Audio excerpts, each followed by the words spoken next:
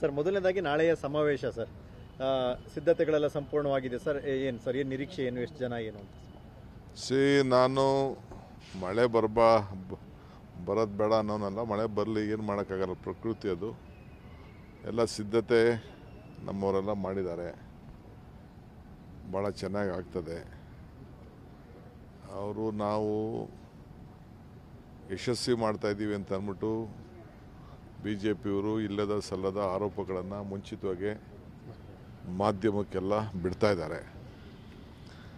How can ಈ ಸಂದರ್ಭದಲ್ಲಿ any enquiry ಗುಪ್ತವಾಗಿ ನಡೆಯುವಂಥದ್ದು. ಏನಾದ್ರು ಕೋರ್ಟ್ಗೆ ಸಲ್ಲಿಸ್ಬೇಕು,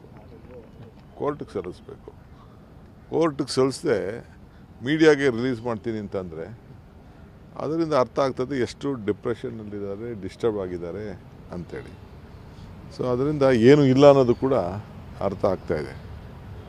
ಆದರೂ ಚಿಂತೆ ಇಲ್ಲ, ನಮ್ಮ ಡ್ಯೂಟಿ, ನಮ್ಮ ಹೋರಾಟ, ನಮಗೆ ನ್ಯಾಯಾಲಯಗಳಲ್ಲಿ ನಂಬಿಕೆ ಇದೆ. ನಮ್ಮ ಪಕ್ಷ ಮತ್ತು ಸರ್ಕಾರ ಒಟ್ಟಿಗೆ ಸೇರಿ ಹೋರಾಟ ಮಾಡ್ತಾರೆ. ಒಂದು ತನಿಖಾ ಸಂಸ್ಥೆಯ ತನಿಖೆಯ ವಿಚಾರವನ್ನು ಮತ್ತೊಂದು ತನಿಖಾ ಸಂಸ್ಥೆಯ ಮೇಲೆ ಪ್ರಭಾವ ಬೀರಕ್ಕೆ ಬಳಸಿದಂಗೆ ಕಾಣಿಸ್ತಲ್ಲ. ಅದನ್ನು ನಾನು ಹೇಳ್ತಾ ಇರೋದು. ಈಗ ನನ್ನ ಮೇಲೂ ಎನ್ಕ್ವೈರಿ ಮಾಡಿದಾರಪ್ಪ, ಇಡಿಯವರು ನನ್ನ ಮೇಲೆ ಎನ್ಕ್ವೈರಿ ಮಾಡಿದ್ದಾರೆ. ಕೋರ್ಟ್ಗೆ ಚಾರ್ಜ್ ಶೀಟ್ ಸಲ್ಲಿಸಿದ್ದಾರೆ.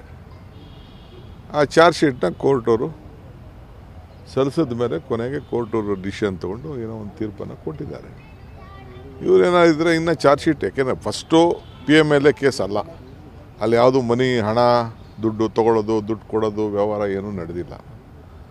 ಇಲ್ಲ ಯಾವುದಾದ್ರು ರೈಡ್ ಮಾಡಿದಾಗ ಎಲ್ಲ ದುಡ್ಡು ತಗಲಾಕೊಂಡಿಲ್ಲ. ಇನ್ನು ಮನಿ ಎಲ್ಲ ಅಂಟ್ರಾಯ್ತು. ಅಡ್ಮಿನಿಸ್ಟ್ರೇಷನ್ ವಿಚಾರ ಇದೆ. ಅಡ್ಮಿನಿಸ್ಟ್ರೇಷನ್ ಅವ್ರು ಕೇಳ್ಕೋಬೇಕು, ಏನಪ್ಪ ನೀವೇನು ಮಾಡಿದ್ದೀರಿ ಅಂತ ಅವ್ರು ಮಾಡ್ತಾಯಿದ್ದಾರೆ. ಇದನ್ನು ಎಲ್ಲ ಪೇಪರಲ್ಲೆಲ್ಲ ಈ ರೀತಿ ಕೊಟ್ಬಿಟ್ಟು ಲೀಕ್ ಮಾಡಿ ನೀವೇ ಬರೆದ್ಬಿಟ್ಟು ಬೇರೆ ತನಿಖೆಯವ್ರನ್ನ ನೀವು ಹಿಂಗೆ ಮಾಡಿ ಅಂತ ಇನ್ನೊಂದು ಸಂಸ್ಥೆಗೆ, ನನಗೆ ಹೊಸ್ದಾಗಿದ್ದನ್ನು ನಾನು ನೋಡ್ತಾಯಿದ್ದೀನಿ. ನನ್ನ ಅನುಭವದಲ್ಲಿ ಇದೆಲ್ಲ ಹೊಸ್ದಾಗಿ ನಾನು ನೋಡ್ತಾಯಿದ್ದೀನಿ. ಇದಕ್ಕೆ ಜನ ಉತ್ತರ ಕೊಡ್ತಾರೆ, ನಾವು ಉತ್ತರ ಕೊಡ್ತೀವಿ. ಸರ್, ಮುಖ್ಯಮಂತ್ರಿ